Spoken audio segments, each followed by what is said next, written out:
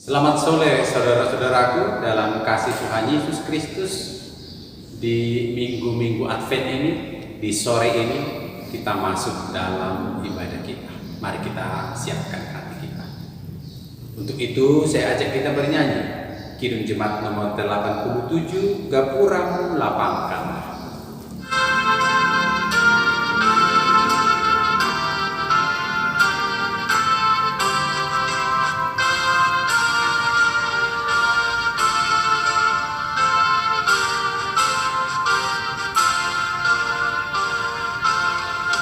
Gapuramu lapangkanlah, menyambut Raja mulia, Sang Maharaja semesta dan Juru Selamat dunia, sejahtera di bawahnya,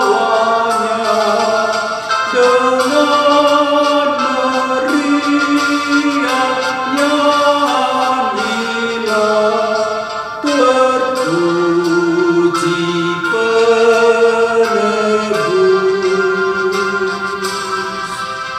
Gembala yang kudus. Kita berdoa. Saat ini ya Tuhan, kami patut mengucapkan syukur dan berterima kasih. Tuhan telah menibakan kami di sore hari ini, memasuki malam kami teduh. Kami patut mengucapkan syukur dan terima kasih. Terpujilah Engkau Tuhan. Oleh-Mu lah segala sesuatu boleh kami jalani, boleh kami alami, dan oleh-Mu jua hidup kami selalu penuh dengan sukacita. Terpujilah Engkau ya Tuhan. Kami sambut Engkau firman. Amin. Firman Tuhan menjadi pokok bacaan kita di sore ini dari kitab Injil Lukas pasal 3 ayat 3 sampai 19. Demikian firman Tuhan. Maka datanglah Yohanes ke seluruh daerah Yordan dan menyerukan, "Bertobatlah dan berilah dirimu dibaptis, dan Allah akan mengampuni dosa." Seperti ada tertulis dalam kitab nubuat-nubuat Yesaya, ada suara yang berseru-seru di padang gurun, "Persiapkanlah jalan untuk Tuhan, luruskanlah jalan baginya. Setiap lembah akan ditimbun, dan setiap gunung dan bukit akan menjadi rata. Yang berliku-liku akan diluruskan, yang berleguk-leguk akan diratakan, dan semua orang akan melihat keselamatan yang dari Tuhan." Lalu ia berkata kepada orang banyak yang datang kepadanya untuk dibaptis, katanya, "Hai kamu keturunan ular beludak, siapakah yang mengatakan kepada kamu supaya melarikan diri dari murka yang akan datang? Jadi hasilkanlah buah-buah yang sesuai dengan pertobatan, dan janganlah berpikir dalam hatimu, Abraham adalah bapa kami. Karena aku berkata kepadamu, Allah dapat menjadikan anak-anak bagi Abraham dari batu-batu ini. Kapak sudah tersedia pada akar pohon, dan setiap pohon yang tidak menghasilkan buah yang baik akan ditebang dan dibuang ke dalam api." Orang banyak bertanya kepadanya, "Jika demikian, apakah yang harus kami perbuat?" Jawabnya, "Barang siapa mempunyai 2 helai baju, hendaklah ia membagikan dengan yang tidak punya, dan barang siapa mempunyai makanan, hendaklah ia berbuat juga demikian." Ada datang juga pemungut-pemungut cukai untuk dibaptis, dan mereka bertanya kepadanya, "Guru, apakah yang harus kami perbuat?" Jawabnya, "Jangan menagih lebih banyak daripada yang telah ditentukan baginya." Dan prajurit-prajurit bertanya juga kepadanya, "Dan kami, apakah yang harus kami perbuat?" Jawab Yohanes kepada mereka, "Jangan merampas dan jangan memeras dan cukupkanlah dirimu dengan gajimu. Tetapi karena orang banyak sedang menanti dan berharap, dan semuanya bertanya dalam hatinya tentang Yohanes, kalau ia adalah Mesias. Yohanes menjawab dan berkata kepada semua orang itu, Aku membaptis kamu dengan air, tetapi Ia yang lebih berkuasa daripadaku akan datang, dan membuka tali kasutnya pun aku tidak layak. Ia akan membaptis kamu dengan Roh Kudus dan dengan api. Alat penampi sudah di tangannya untuk membersihkan tempat pengirikannya dan untuk mengumpulkan gandumnya ke dalam lumbungnya. Tetapi debu jerami itu akan dibakarnya dan api yang tidak terpadamkan. Dengan banyak nasihat lain, Yohanes memberitakan Injil kepada orang banyak. Akan tetapi, setelah ia menegur raja wilayah Herodes karena peristiwa Herodias, istri saudaranya, dan karena segala kejahatan lain yang dilakukannya. Demikian bacaan firman Tuhan. Saudara-saudaraku, selamat Advent.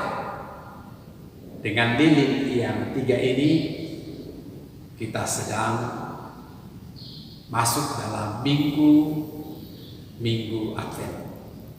Dan tidak lama ini lilin akan ditambah satu lagi, kita akan memasuki minggu Advent yang keempat. Maka refleksi yang harus selalu terjadi dalam hidup kita ialah bagaimanakah penantian kita kepada kedatangan Tuhan Yesus Kristus yang adalah Tuhan dan Juru Selamat kita itu selalu segar dalam iman dan pengharapan kita. Saudaraku, menghayati Yohanes Pembaptis adalah seorang hamba yang disapa Tuhan sejak dari kandungannya, dan Tuhan telah membentuknya, memakainya menjadi perantara kabar surga. Apa yang disampaikan ialah tentang berita pertobatan sebelum Tuhan Yesus, Anak Allah yang tunggal yang akan menebus kita itu bisa tiba dan datang di dunia ini. Saudaraku, berita ini sudah lama, tapi berita ini perlu selalu membaharui kita. Sebab ketika Allah berkarya, datang dengan segala kebaikannya ke tengah-tengah dunia ini, itu adalah sebuah keinginan yang sangat mulia, datang kepada kehidupan kita, datang di tengah keluarga kita, datang kepada rencana-rencana kita. Kemudian Tuhan itu perlu selalu segar dalam hidup kita.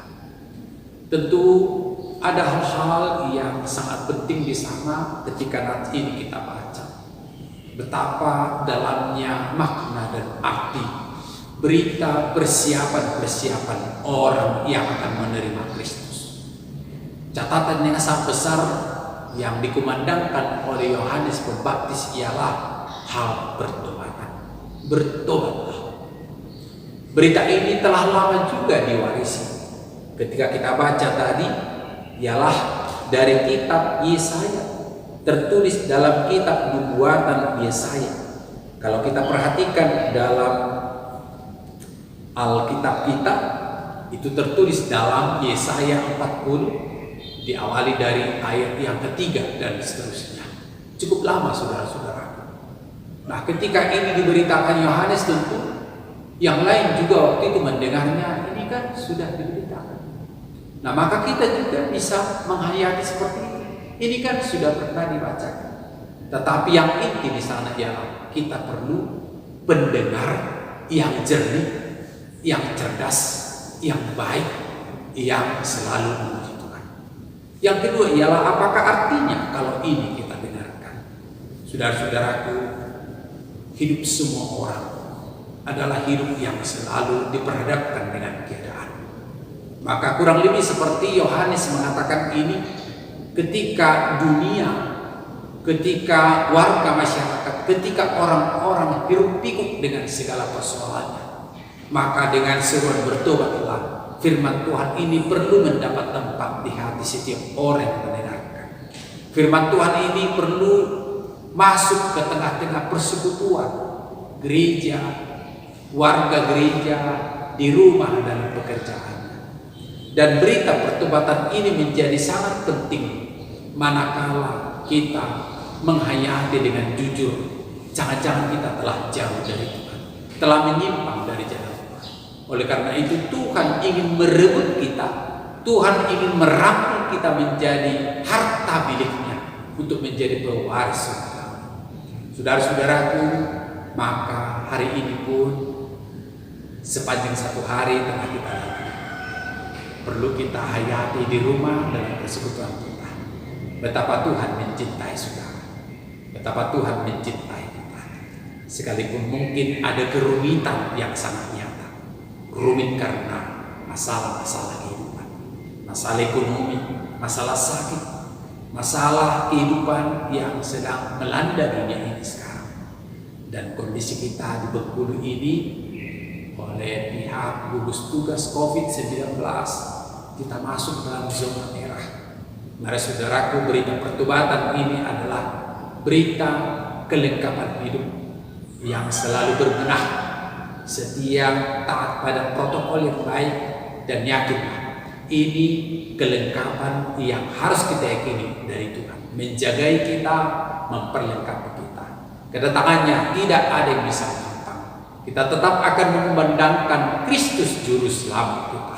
Kristus Juru Selamat saudara. Dia akan kita rayakan kelahirannya, merayakan sukacita kita. Amin. Saudaraku, mari saya ajak kita bernyanyi kembali dari Kidung Jemaat 87.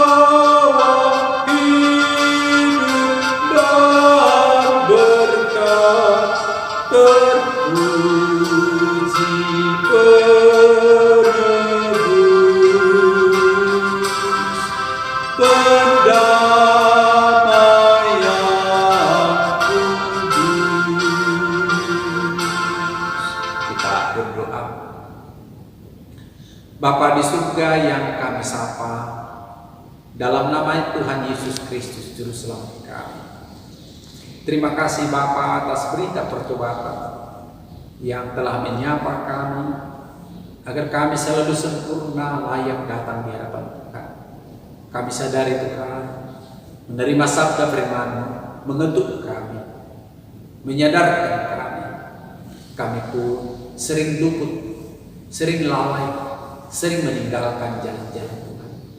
Namun betapa Tuhan mencintai kami agar senantiasa jernih, menjadi pewaris surgawi, pewaris harta dan kemurahan Tuhan, menjadi anak-anak yang telah diamanatkan, pewaris Tuhan di tengah-tengah kehidupan. Ketika Tuhan berkarya menempatkan kehidupan orang percaya itu mulia dan agung. Terima kasih Bapa, firman-Mu telah menyambut kami. Boleh itu Tuhan dalam kuasa karya Roh Kudus merubah kami ke arah yang lebih baik, menyadarkan kami agar meninggalkan segala sikap-sikap yang tidak baik, membuat kami menjadi kuat dan setia, pelaku setia Tuhan. Berkati kami Tuhan, jenguk kami Tuhan dalam keterbatasan, dalam kepapaan, dalam kedukaan, dalam kesedihan, dalam kelemahan karena sakit. Tuhan, kuatkan kami, jernihkan pikiran, hati, roh, dan jiwa kami, agar senantiasa datang menengadah kepada Tuhan. Terpujilah Engkau ya Bapa. Dalam nama Yesus kami berdoa. Anugerah daripada Allah Bapa kita, pengasihan dari anaknya Yesus Kristus, dan persekutuan dengan Roh Kudus senantiasa kiranya memberkati. Amin. Saudaraku, selamat malam. Tuhan memberkati dan salam sehat.